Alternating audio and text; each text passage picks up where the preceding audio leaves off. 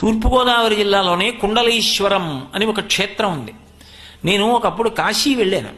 వెడితే కాశీలో ప్రధాన అర్చకుడు నన్ను అడిగాడు, కుండలీశ్వరంలో దర్శనం చేసుకున్నారా అని అడిగాడు.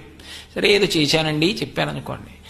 చాలామంది కుండలీశ్వరం చూడకుండా కాశీ వస్తారు ఎందుకండి అన్నాడు. ఆయన అన్నాడు, కాశీలో ఉన్న మేము కుండలీశ్వరం దర్శనానికి వస్తాం, అక్కడ ఉన్న వాళ్ళు కుండలీశ్వరం దర్శనం చేయకపోతే ఎలా అన్నాడు.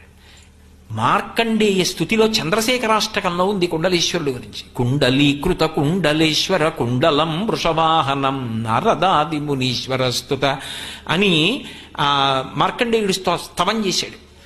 ఇప్పటికీ శివలింగం యొక్క పైభాగం మకర కుండలం ఎలా ఉంటుందో అలా ఉంటుంది, అందుకు కుండలీశ్వరం. నిజంగా అక్కడ గోదావరి ప్రవాహం ఉంటుంది.